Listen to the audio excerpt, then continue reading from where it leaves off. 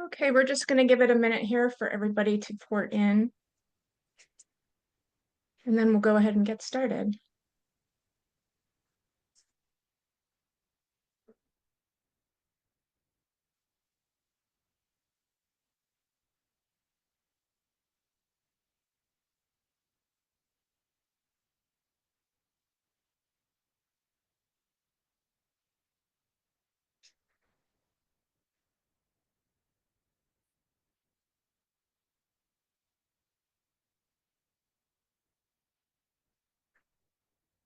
Okay, I guess we will go ahead and get started now. So hello, everybody, and welcome to the CHES exam information session. I'm Jessica Westner. I'm a staff member with the National Commission for Health Education Credentialing, also known as NCHEC for short. This afternoon, we're going to be talking about our CHES certification and the exam process. The CHES credential, it's a national credential that we offer specifically for health education specialists. Before we begin, I just wanted to go over some housekeeping real quickly to ensure that we maximize our time together. So at the end of today's presentation, we're going to have time for a live Q&A where your questions will be answered. Feel free to add a question as you think of it to the Q&A box, but then we'll address them at the end. Before we dive in, a brief introduction to our other presenter today. It's Tanya Cole. She is our CHES exam coordinator and office manager. Tanya reviews all CHES pre-screens and applications for eligibility, and she will be doing a lot of the presenting today. She really knows the ins and outs of the exam process, and she will be available for that Q&A at the end that I mentioned. So NCHEC's mission as a nonprofit organization is to enhance the professional practice of health education by promoting and sustaining credentialed body of health education specialists. That's a mouthful. So basically how we do this is through developing and administering a national competency-based exam. We develop standards for academic professional preparation and coursework. And we also promote ongoing professional development through continuing education for those folks who obtain our credential. So we're really focused in on continued learning throughout someone's career. The CHES certification has been around for over 30 years of history. It is validated by periodic national job analysis studies. These studies are done to make sure that the exam base reflects what health education professionals are really doing in a variety of job settings and roles all across the country. So these studies are a really important part of keeping the credential valid and up to date and useful to you. We're also nationally and internationally accredited, and these accreditations are something that become really crucial in making sure we're doing a good job, we're doing a fair and consistent job with these national certifications that we administer. So what is a CHES?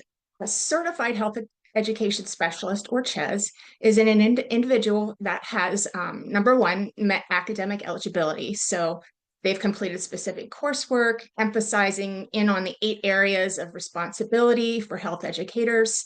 And your academic transcript will go through an evaluation for process for this to determine eligibility. Next, you've passed a rigorous competency-based examination. So it takes what you've learned, can you apply it in this exam process? Also, that you maintain and add to your knowledge through continuing education. This means that you have an ongoing commitment to continued learning throughout your career. And this becomes important to your employer, to the public, that you're staying up to date and relevant on current practices. So another term you'll hear a lot about is CHES eligibility, if you're considering this credential. Eligibility for this exam is based solely on academic qualifications. So an individual first must have a bachelor's, master's, or doctoral degree from an accredited institution and have a major in health education, community health education, public health education, school health education, or 20, if your degree doesn't say that, say it says health sciences or something like that, that you have 25 semester hours or 37 quarter hours, depending on what your university uses, specific to coursework related to those 8 areas of responsibility and competencies. Wanted to talk briefly, because you might have heard the term NCHES. The NCHES credential it's designed for experienced and knowledgeable leaders in the field, so it implies advanced level credential. You can become eligible for NCHES after completing 5 full years of an active CHES. So you automatically become eligible even if you don't have a master's degree. But there's another eligibility route that you don't need to have the CHES first. If you have an advanced degree and 5 years of work experience, you may be eligible for NCHES. So again, the CHES credential is not required to sit for the NCHES if you have the degree and the experience level. So we're basically focusing on the CHES exam today, but I wanted to go over what NCHES was as well. So above all, CHES certification it's quality assurance to employers and the public. The certification establishes a national standard of practice for all health education specialists. So, it's across the country. It's not by state, it's national. It attests to the individual health education specialist knowledge and skills. So you've demonstrated competency by passing this exam. It also really helps employers in identifying qualified health education practitioners. So you've passed this tough national and voluntary exam, you know your stuff, you know your 8 areas of responsibility in and out, and know how to apply them in real world situations. So we also see, the development of a sense of pride and accomplishment. Networking, it provides networking opportunities for these professionals. And it also promotes continued professional development and continuing education. So this is a requirement. A lot of times new professionals in the field are very busy, they have families and commitments, but you've got to do your CE to maintain this credential. So it really helps to keep you on task. So at this point, I am going to turn you over to our exam coordinator, Tanya Cole, who will walk you through the eligibility process, test day, and the ins and outs of that and all that it entails. So Tanya, I'm going to turn it over to you. Hi, and welcome everyone. So the CHES exam is currently offered twice a year, which is April and October. We have a 10-day window open with many different testing times, dates, and locations. We offer this exam at a physical testing site, or you can also take this exam remotely. Rescheduling options are also available, and those are outlined in the exam handbook on our website.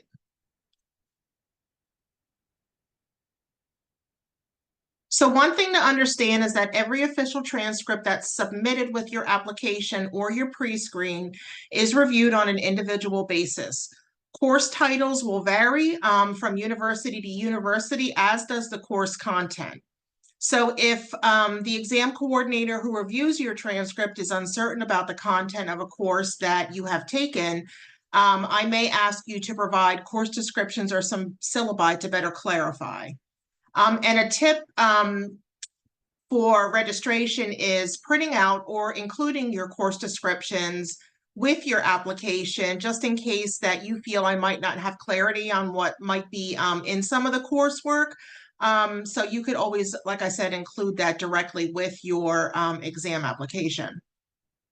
So the first step would be to submit your application or your pre-screen, and this can be done through the NCHEC online portal. Once you've created an online account, your applications can also be emailed to the exam coordinator. So there is also a link on our website for a hard copy of the application, but we are working pretty much remotely, so you could just email all those documents to me.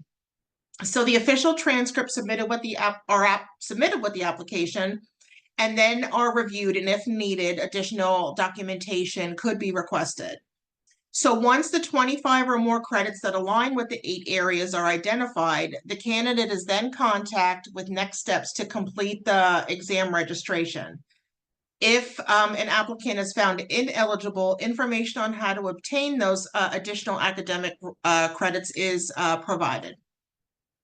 So exam applicants then are moved to the candidate stage, and you can begin preparation to sit for the exam. Your exam appointment can then be scheduled directly within your online portal, which will take you to PSI to schedule your appointment. Occasionally, applicants are unclear whether your credentials meet the eligibility requirements. So your degree may not specifically read health education, but again, say health science or public health, but you feel you've accumulated enough hours of coursework. We do offer a pre-screen service for prospective applicants to determine eligibility before applying for the full registration of the CHES exam. So the transcripts are then reviewed to determine eligibility. Notification through email of the pre-screen outcome will be provided. And then if eligible, course deficiencies will be identified and guidance for qualifications will be provided. So the pre-screen is a $25 non-refundable fee, but if you're deemed eligible, that $25 is applied towards the full registration fee. And then the pre-screen period is now currently closed, but it's going to open again November 1st for the April 2025 cycle. So the registration is open for the pre-screen November, December, and January, the first 3 months. So the pre-screen often is used in place of a regular application. Again, if you are in any way unsure of your eligibility, there are benefits to using the pre-screen. You will not need to resubmit an additional application if you are eligible. So you would do the pre-screen application. If you're found eligible, you would just log back into your account, finalize a couple questions and answers, and then pay the balance. And then you're automatically going to be sent the authorization email to schedule your exam appointment. And pre-screens usually receive a bit of priority during the process. So your results will be received probably within 2 weeks or less. Traditional applications would normally take longer. So again, if you are not eligible, you will learn how many credits that you're missing, as well as some sample course titles to additional classes that you can possibly pick up through online coursework if necessary. And the courses would need to be at the undergraduate 4-year university or above. So again, the pre-screen is $25, subtracted off the full application fee if you're found eligible, so you won't be paying more than what the original cost of the full registration fee is. And the date of your pre-screen application will be considered like the actual application date, so you won't incur higher exam fees. So if you do your pre-screen within the first deadline, because we do have 3 deadlines, if you're done in the early bird deadline, but I just so happen to not be able to review it till the second deadline, you'll still get the first deadline fee. So it's whenever you originally submitted and paid for your original application. So we've also made the exception for students to sit for the CHES exam before graduation. So if you intend to graduate within 90 days of the exam, and you fulfill the requirements of completing your degree, we do offer you able to be able to take the exam. So again, if you graduate within 90 days of the exam and you're considered a full-time student, 9 credits or more you need to be enrolled in, then you could use our student fee. If you're not full-time, you can still use the 90-day option, but you would just need to use the full registration fees. But you can still register as long as you graduate and are eligible within 90 days of the exam. And then once you have finished your degree, I would need proof of graduation. So I would need either an official transcript showing degree conferred or a copy of your diploma. And an advisor letter would be needed for all individuals that are graduating within 90 days and using that 90-day option. So we would also need your official transcripts plus an advisor letter.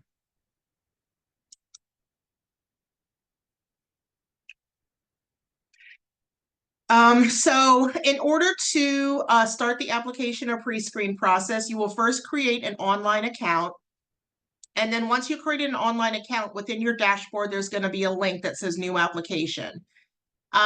So what you're going to do is enter your name, your first and last name, exactly how you would like it to appear on your CHES certificate.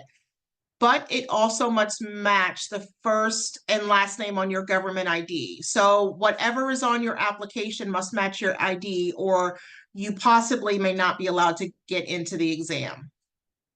It is your responsibility to notify NCHEC of any changes in your name or address before taking the exam. And then we would also need an official transcript reflecting the school name, degree, date awarded, and all completed coursework. So the applications cannot be completed without official transcripts. So they must be official. They can't be like the web printout from your university. And they can be sent electronically. You also can open the official transcript if you receive it at home and either scan it and upload it directly to your account or email it to the office.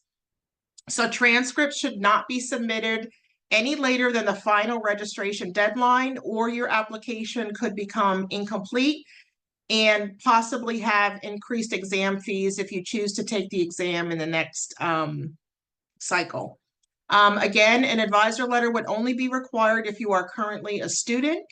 The letter would need to be on school letterhead, contain your name, projected graduation date, your degree program, and if you are currently full-time or part-time.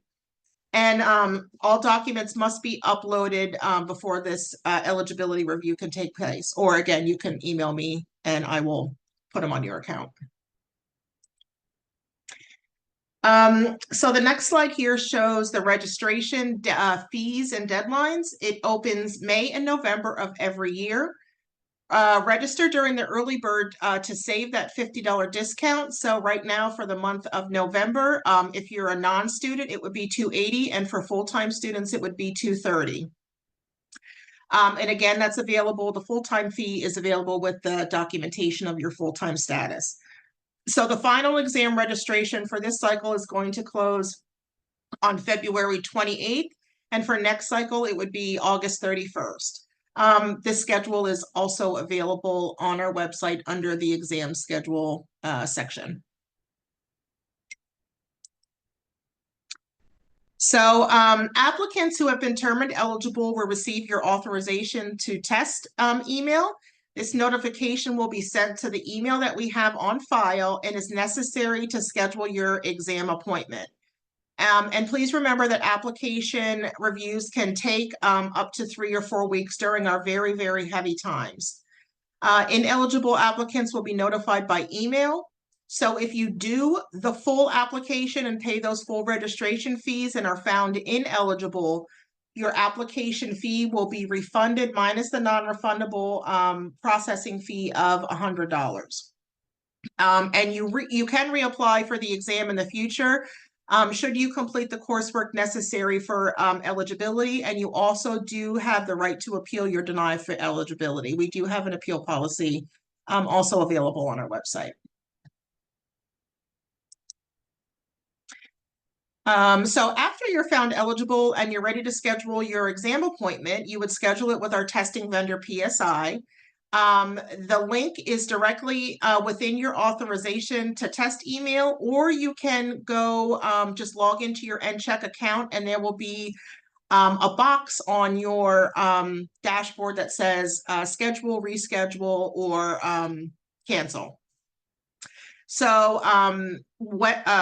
NCHEC's website has also done some video detailing of what you can expect on testing day, whether you choose to go to a PSI testing site or choose the live remote proctoring.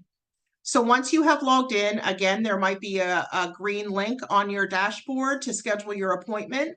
And we strongly encourage you to schedule it as soon as possible to get your preferred date, time, and location, because testing sites can fill up.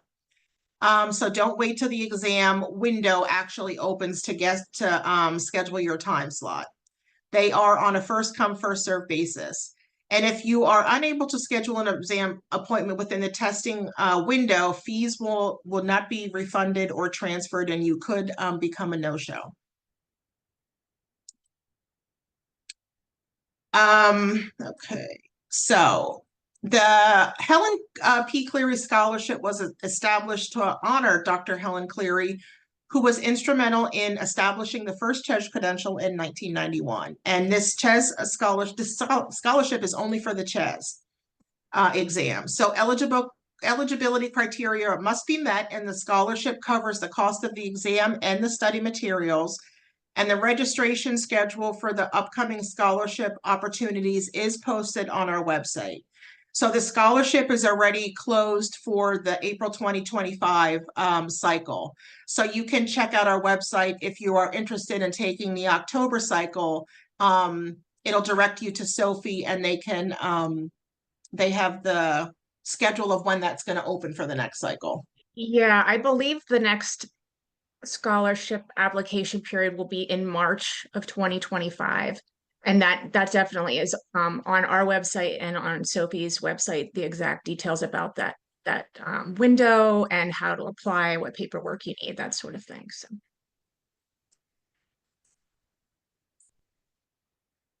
Okay.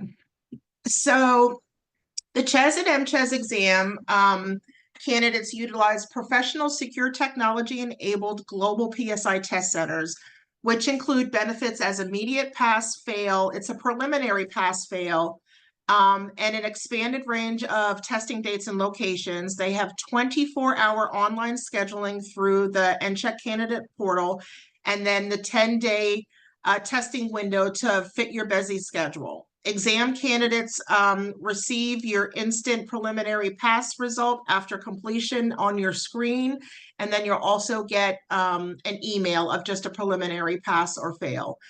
And you can also reschedule your exam within the same cycle if needed. That has to be done more than 48 hours before your actual testing time.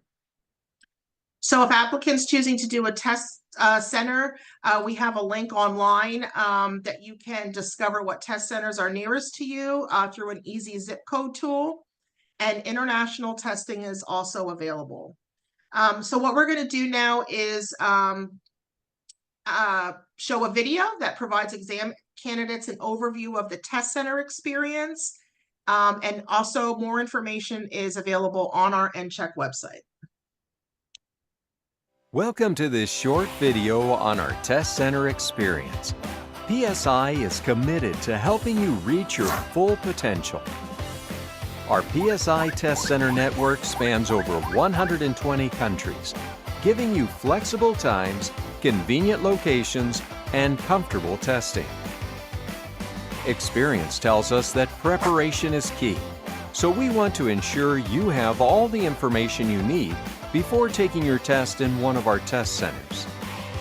Before test day, make sure you have the right official photo identification and proof of signature documents. You'll need to take them with you on test day. If you are unsure what you need, check your test rules for guidance. You may also want to check what items are allowed during your test. For example, a calculator, paper, or reference materials. Review the information given by your test sponsor regarding allowed items. On test day, before you leave home, check you have your ID documents and authorized materials with you. To ensure a smooth check-in experience, give yourself enough time to get to the test center at least 30 minutes before your test. Once you arrive, you'll be greeted by a test center administrator. Please have your documents ready to start your check-in process to the test center. The test center administrator may take your photo or digital fingerprint during the check-in process. Test security and fairness are important to us as they help validate the result of the exam. That's why only approved items are permitted in the testing area. Personal items, food, and drinks are not allowed in the testing area. While we encourage you to leave these in your car or at home, we provide secure storage for your personal items if you need it. Before entering the testing area, the test center administrator will ask you to empty your pockets. They may also inspect additional items, such as glasses, jewelry, or bulky clothing. The test center administrator will then conduct a standard security scan with a metal detector wand. This is to ensure no unauthorized items are admitted into the testing room. When the check-in process is complete, the test center administrator will show you to your personal testing station. Before you start your test, you'll review a security statement and have the opportunity to familiarize yourself with our user-friendly testing software. Don't worry, even if you're a first-time test taker, PSI software is designed to ensure a seamless experience. During your test, our test center administrators will observe via video monitoring or physical walkthrough of testing room to make sure the appropriate testing conditions are maintained. An on-screen clock will let you know the remaining time for your test. If you require assistance or need to take a break, simply exit the testing room quietly and alert the test center administrator. Extra time for unscheduled breaks is not allowed on most tests, so remember, the clock will be counting down while you are on a break. When you get back, the test center administrator will need to conduct the same check-in process as before to allow you access to the testing area again. Once you've completed your test, carefully review your answers. When you're confident, click the End Test button. Then exit the testing area quietly to complete the checkout process with the test center administrator.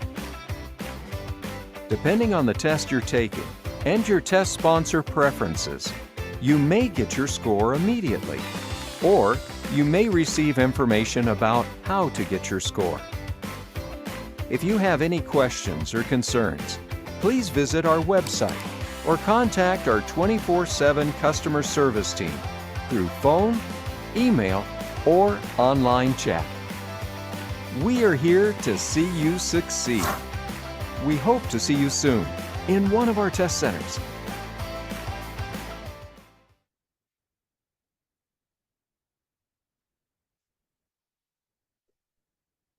Welcome to the There we go.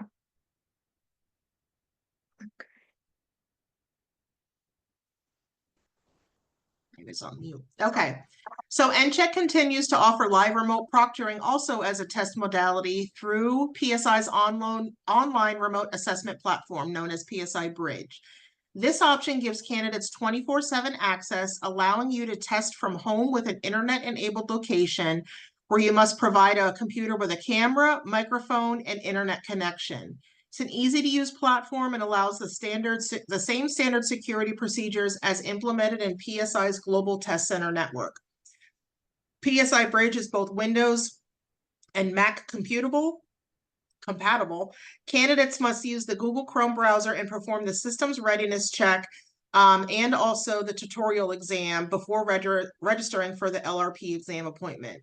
One thing to note is that certain software and devices are not PSI Bridge supported, so please make sure you would do the systems check and the tutorial exam by going to, we'll provide this link in the chat. And also later on in the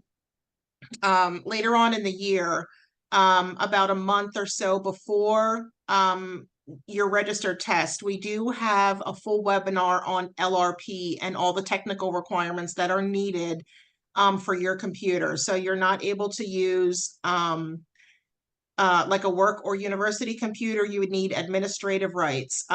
So we do a full webinar on that to everybody who is scheduled for live remote proctoring. So here is a brief video on live remote proctoring.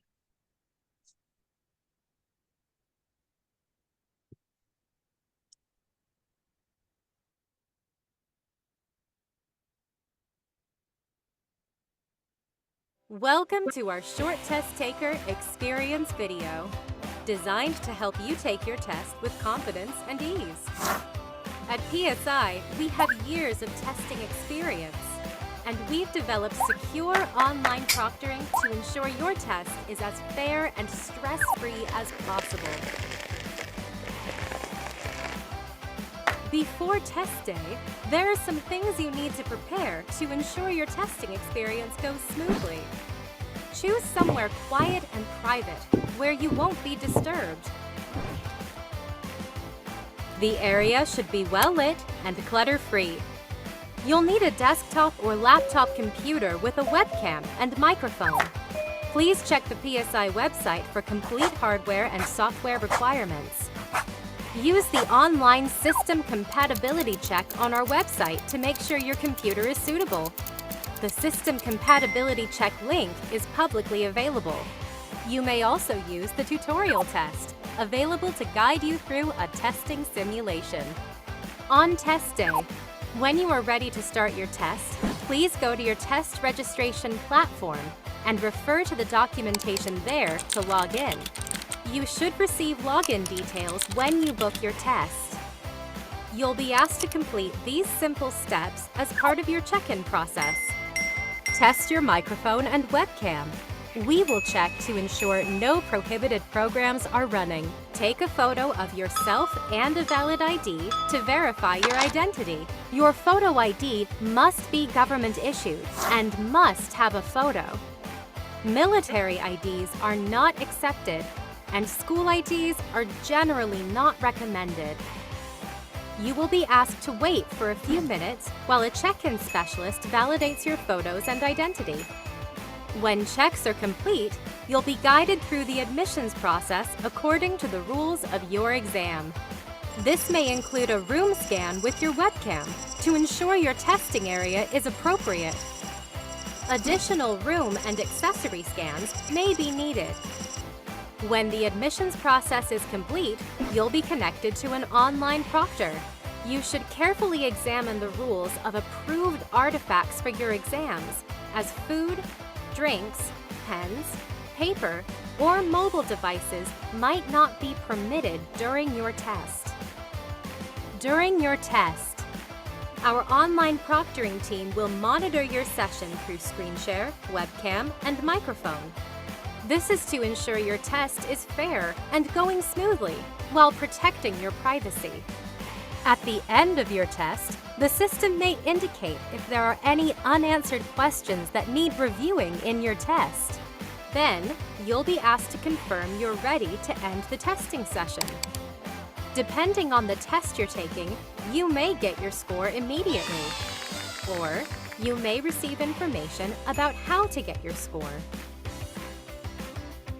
If you have any questions or concerns, please visit our website or contact our 24/7 customer service team through phone, email, or online chat. We're here to help you succeed.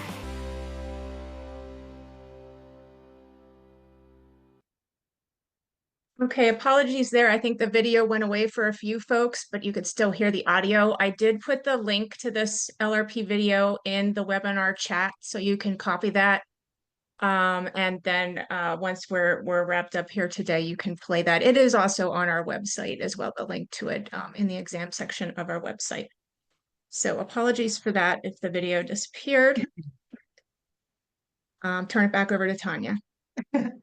So the CHES exam is competency-based. It means that the exam is constructed based on the framework document, which identifies the 8 areas of responsibility. Within those areas of responsibility, the basic competencies and sub-competencies necessary for health education have been delineated. These delineations serve as a basis for developing the questions on the exam.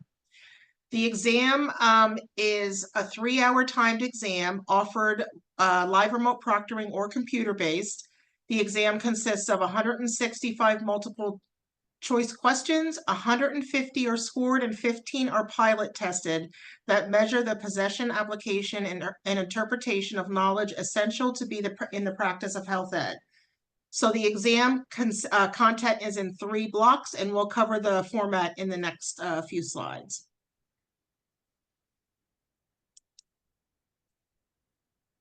We also offer the study guide. It's useful but optional, and it's a tool used by candidates during the study and preparation for the certification exam. This companion guide is only available on our NCHEC website. So you would also need to use other outside resources for studying. But this companion guide does include also practice testing questions in the back of the book.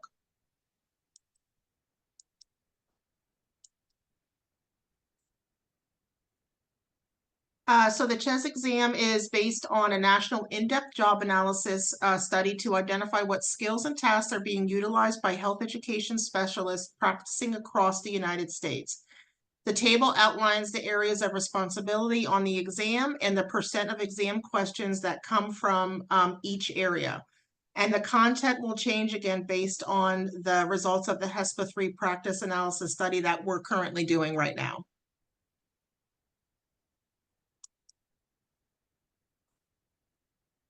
So the first one was the CHES exam content, and then this outlines the areas of responsibility and the percent of exam questions for the MCHES exam. Oh, wait. I don't see that slide, Tanya. Oh, there it Oh, is. sorry. There it is. Sorry, I bounced ahead one. So this is the MCHES exam content. And now we're into the security updates. So to ensure fairness and security across CBT and LRP, the CHES and MCHES exams will be administered using a set of standardized security protocols in alignment with the standards recommended by our accrediting body, NCCA. So the security policy will affect the exam format and the break policy. The CHES exam is currently offered in 3 blocks.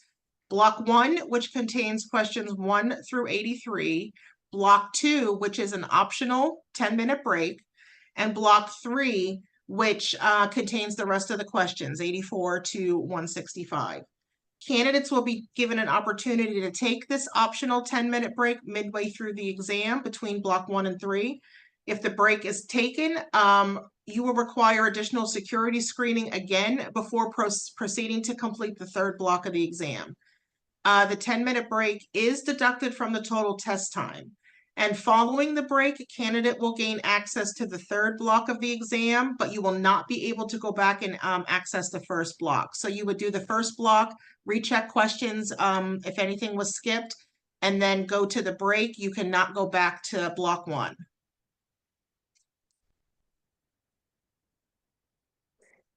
All right, so I'm going to talk for a little bit about certification requirements because it is important to understand that there are requirements after you would take and pass the exam to maintain your certification. So after passing the exam, you would be responsible for paying an annual $70 renewal fee. So if you pass the exam in April, then you will not need to pay that till the following April, but you'll be receiving an invoice for that. You do need to complete 75 hours of continuing education every 5 years. So we just kind of recommend, try to aim for about 15 a year and you'll be fine. Recertification happens in the 5th year, at the end of the 5th year. If you've met your 75 credits and everything looks good, you automatically recertify at that time of the renewal. So, and it doesn't cost anything extra. One should also understand there's a measurement or evaluation of continued competency that happens during that 5-year period too. There's multiple ways to meet that requirement. It's not in addition to the 75 hours, it's contained within the 75 hours. So 75 hours total every 5 years, aim for about 15 a year. And that's how you maintain that credential. A little bit more about continuing education, because it is really the biggest part of maintaining your credential. There are a lot of opportunities to earn CEUs, and there are 2 main categories, Category 1 and Category 2. Category 1 events are offerings that have been pre-approved by NCHEC through designated providers of continuing education. We have a search tool called a credit activity search tool that we have hundreds of these Category 1 opportunities, and you can search by topic. These are nice to do. A lot of them are free, and the provider of that CE will report your credits for you. So you attend the event, make note of it that you did attend, but they should be doing the reporting for you. The other part is called Category 2, continuing education. That is optional, but it gives you the opportunity to submit CEUs for things that you might be doing, trainings, volunteer work, things like that. If you present somewhere, you can get some continuing education for that, up to 30 in that 5-year period. So definitely we'll look into that. It's a maximum of 30 Category 2 credits for that. And those are self-reported, and you can get to that through your portal.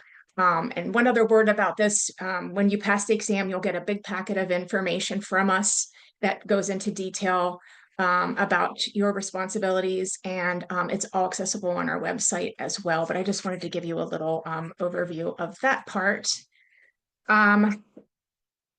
Once you certify through us, there are definite benefits of certification.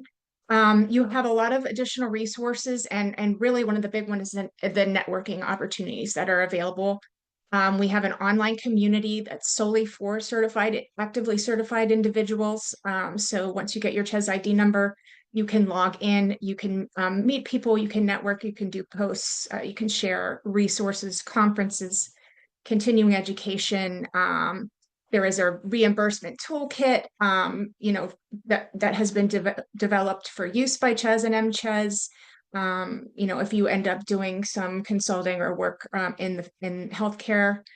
And again, this can all be accessed through your portal. You can see a little menu screen here. And there's a lot of things. You can pay your renewal fees, check your transcript to see how many continuing education credits you already have. Access that course search, and submit a continuing education credit. So yeah, that becomes important then after certification. We do have a lot of resources available. You do not need to be certified to access these resources. You can go to our website, to the Career Hub on NCHEC.org. It includes, job opportunities from employers who recognize and prefer our credentials. So they're kind of screening for candidates that have certification. There's tips there on how to market yourself in an interview. There's sample job titles to help you in a career search, because there are a lot of career opportunities out there in a variety of job settings, and they don't all say health education specialist. They've got all sorts of job titles. So that's a really good resource to take a look at as well. We have employer toolkits if you are looking to hire other certified folks. There's sample job descriptions, that sort of thing. So I encourage you to visit that portion of our website as well. And then also make sure to connect with us online. We're on a lot of platforms. I put out a lot of information there as well. Interviews, news, features, blogs, important deadlines about exam or recertification, other networking opportunities, and that sort of thing. So please do connect with us on social. The links for our social are also on our website if you scroll down to the bottom. So. Okay, I did want to mention that this is being recorded today. It will be available on our YouTube channel, but it's also going to be emailed to each of you, the registrants of this webinar, probably sometime next week, if not later this week. If you have any questions that don't get addressed today, or you think of something after this webinar ends, please feel free to email us. We would be happy to assist you, through any questions that might pop up later on. But I guess we will just, Tanya, go ahead and get started with the questions. First one I'm seeing, and you guys can continue to add questions to the Q&A box as well. I think we have probably, a good 15 minutes here. So, okay, first question. By the time the applications are open, I will have one more month to finish my master's. So should I use my bachelor's degree transcript to apply? First part of the question, and second part would be, would I still get the discount for being a current student? So you can use either transcript to register. Depending on if your transcripts, which transcripts have the specific health education coursework. You can still use the student discount as long as you're a full-time student at the time you actually register for the exam. So you could be, you could have a bachelor's health ed degree and be getting a psychology master's. It doesn't matter what your degree major would be for if you're a full-time student, you can still get that student discount as long as you show the proper documentation. So you like I said, you can use either either transcript, whichever one has the health ed degree on it. Honestly, I would send both of them in just to be safe. Got it. Okay. I'm a former CHES credential holder, but my certification went into lapse status. I'm going to assume maybe this person didn't meet CE requirements, that sort of thing. So I want to reapply for the CHES exam in April. Do I need to do a pre-screen or a regular application? So I would email me directly for this because I honestly should probably look up your record. You most likely will not need to do the pre-screen, depending how far back your original application was. And we possibly might even have your transcript still on file. So if you want to email me directly at the tcole@NCHEC, I can give you a very specific answer, but I do not think you're going to need to do the pre-screen. Okay, got it. There's a couple questions about 90-day students here. Let me, they're asking, do you need to be graduating 90 days from the application date or 90 days from the test date? 90 days from the test date. So 90 the days. exam is, you know, April 23rd through May 3rd. So you would need to be graduating within 90 days of that testing window technically. And I'm, you know, and if it's a week or two off, I'm very lenient with that too. Okay, good to know. And this one is a little different and specific, so I'm going to go through it again. As I apply, I am enrolled as a student, currently completing my last semester. The test date is after I graduate. Does that change anything if I'm applying as a student? So should this person apply as a student, even though they will technically have graduated by the time the exam rolls around? Yeah, so the student status is based on the time that you register and pay. So the time that you complete your application. So if you're currently a student or full-time student at the time that you register and pay your exam registration fees, that's what we go by. It doesn't matter, you know, if you graduate the next day or 3 days later or a month later. We go by the date that you actually pay for the exam. Oh, that's nice. Okay, great. If someone is applying for the NCHES without holding a CHES before, so that eligibility route that we talked about a little bit, but say that person is ineligible as NCHES, will the application automatically be considered for CHES? No. So the application for the CHES is different for the application for the NCHES, and the eligibility requirements are a little bit different. Normally, in our office, if an individual does a application or a pre-screen and is academically not eligible, but the NCHES coordinator thinks they could be academically eligible for the CHES, they will normally reach out to you and say, hey, you know, are you interested in the NCHES exam? I mean, interested in the CHES exam. CHES, yeah. But it's just not normally an automatic thing. We try to do that if we know that the other person's going to be eligible for the CHES. So normally, like I said, the NCHES coordinator will say, hey, I think you're going to be eligible for the CHES. Are you interested in that one instead? So it's not really an automatic process, but we try to work our best to, you know, accommodate an individual to take either one of the exams. Okay, that's good to know. So definitely reach out to us if you have, you know, what your circumstances are and your nuances. We will help you. Definitely reach out. Okay, how often do you have to recertify after passing the CHES exam?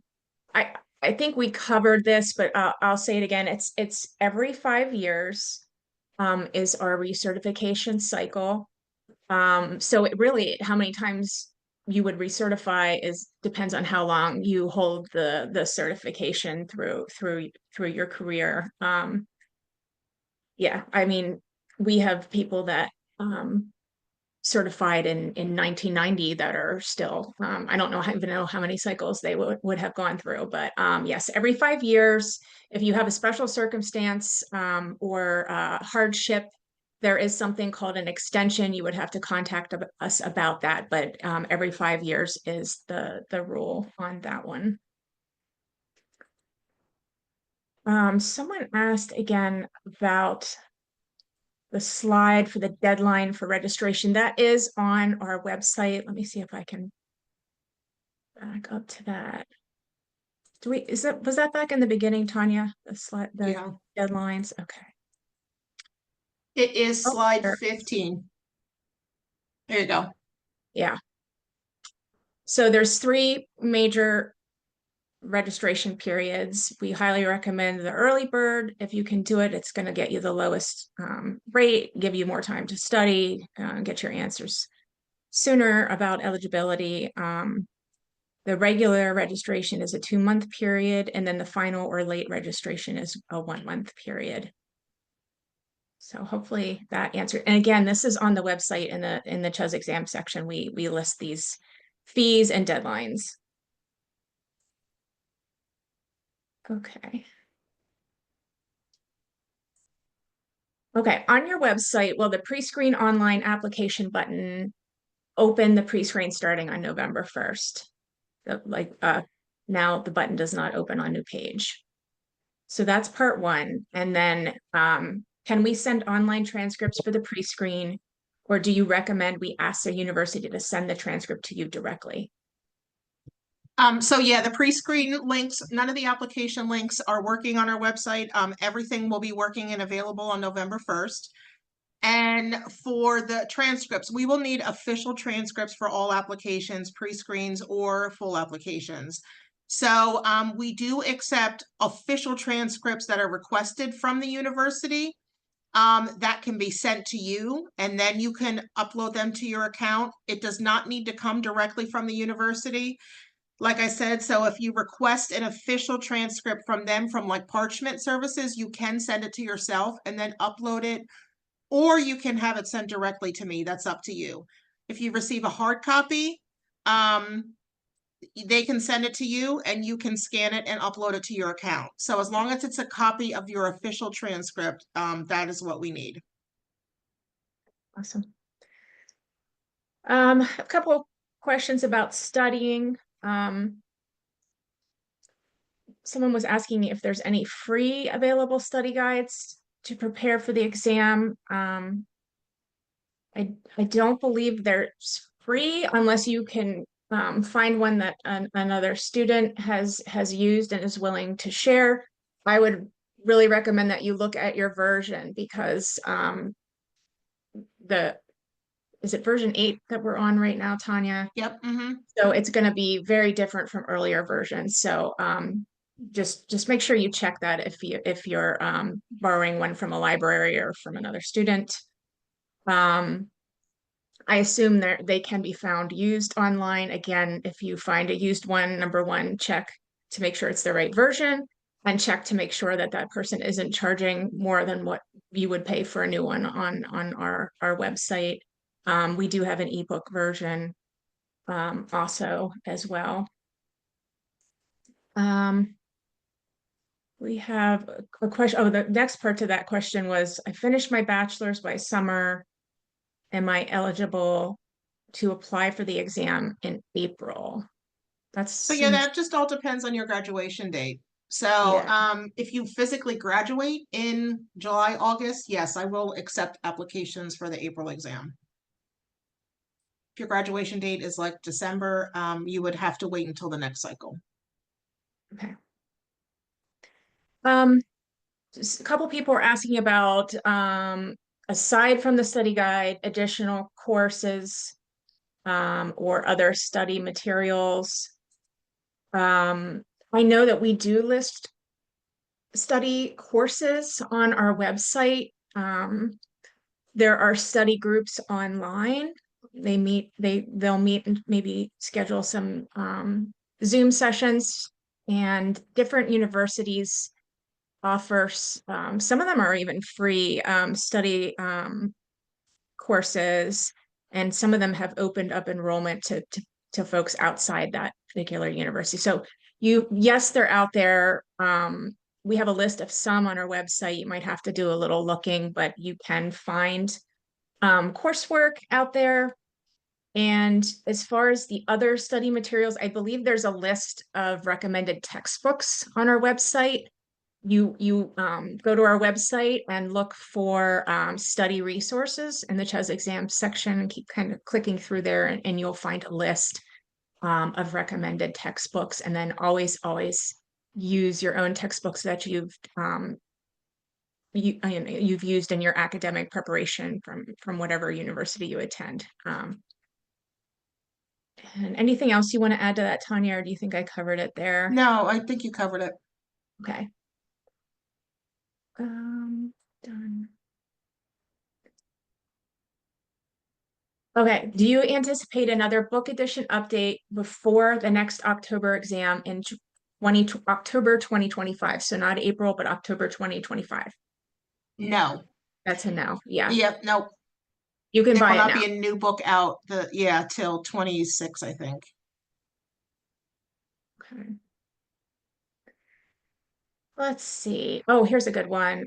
If we do not pass the exam on our first attempt, how long should we wait before trying again? So, if you do not pass the exam, you have the opportunity to retake the exam in the next cycle for a reduced $150 fee. So you cannot retake it within the same cycle, but you do have the opportunity to take it at the next cycle for the reduced fee. If you do not take the opportunity to take it at the next cycle, you would need to pay full registration fees moving forward. So it would not be reduced. It's only reduced for one cycle. Okay, great. And real quick, what will you mention again? What needs to be on the advisor letter? We have a question about that. So it needs to be on school letterhead. You need to have your name, projected graduation date, degree program, and if you're full-time or part-time. And that is also on our website too. That's under the CHES exam application section. Awesome. Last question I'm seeing. I'm a current student in psychology, but my previous education meets the eligibility for CHES. Can I pay the student fee if I'm a full-time student now, but I'm studying something different? Yep. Yep. Okay. So you can use the student fee as long as you're currently a full-time student. It doesn't matter what degree program you're in. So again, if you have another degree in health education, but right now you're moving on to a whole separate, psychology or, whatever, you can use the student fee. I just would still need the documentation of your student status from your advisor. But yes, you do not have to be enrolled a full-time student with a health ed related degree. Okay. Let's see, one more just came in here. Okay, I have a class that requires me to sit for the CHES exam this spring. So I think that's the April 2025. I'm graduating after a summer internship at the beginning of August. Would I have to take the CHES exam in May so that I meet the 90-day graduation window? No, you can take it anytime in between that window. Okay. Yeah, because the result, everything's processed together. So no, you could take it any available date that you are in between that cycle, April to May. So no, I'm very lenient, give or take, like I said, a week or two with the graduation throughout the summer. You could take it in either the April cycle or the October cycle. So if you graduate in August, that's fine. Awesome. Okay, that brings us to 1 p.m. Eastern time, and I think we're going to wrap this up. I did post our email addresses in the chat box. They're on the website. Just about everything we talked about today is on our website. But please email us if you have additional questions. And again, I'll be sending out this recording probably later this week or early next. So thank you, everybody. Thanks, Tanya. Thank you.